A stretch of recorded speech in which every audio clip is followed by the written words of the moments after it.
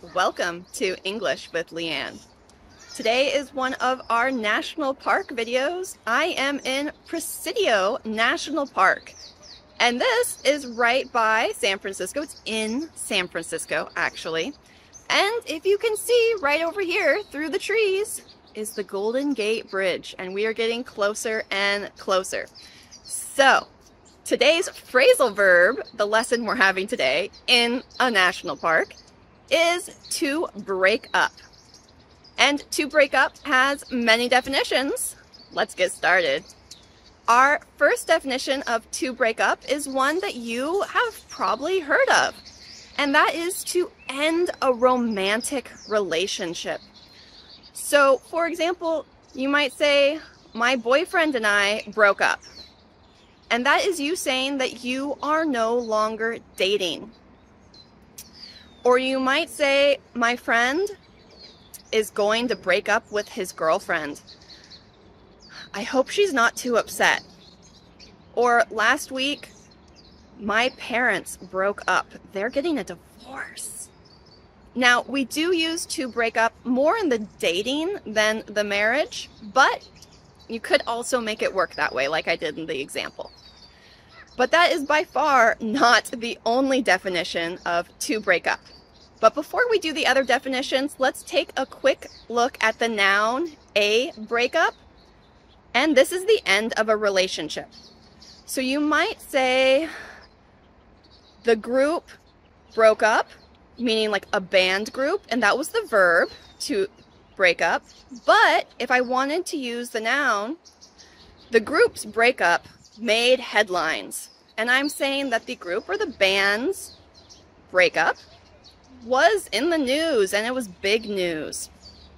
So that would be the noun, a breakup. They're going through a breakup.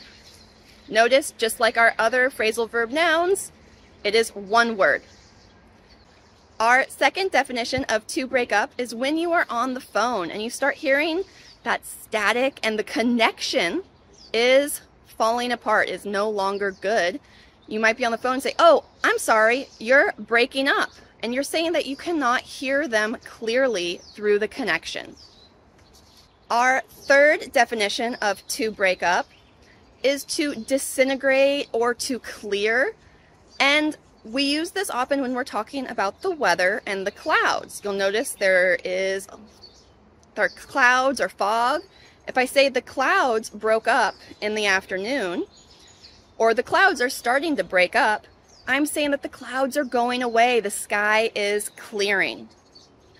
But that is not our last definition. To break up is also to end a party and have people start leaving. The wedding reception broke up around midnight.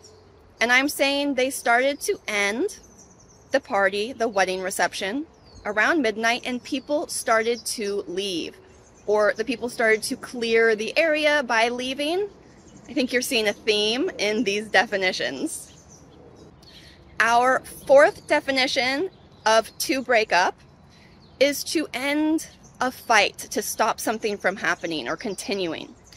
So if you say, we need to break up that fight, you're saying you need to stop the fight.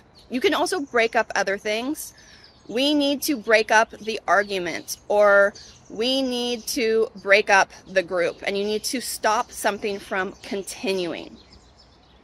If, for example, you wanted to break up a band, that means you want to make them split apart. You want to stop them from continuing. Our last definition is one that I often hear used in the passive voice. And that means that I use it with the adjective was, and I use it in the past tense. And it means to be emotionally upset. Not angry upset, but more just upset, sad, maybe a little angry, but it's not just anger, and it's not just sad. So you could say, wow, she was really broke up about that. And that, it could be the breakup. It could be the bad news. It could be all sorts of different things. But if someone seems broken up about something, that means that they are very emotionally upset. So I'm going to go ahead and put all of these definitions to the side of to break up. So go ahead and take a quick look at them.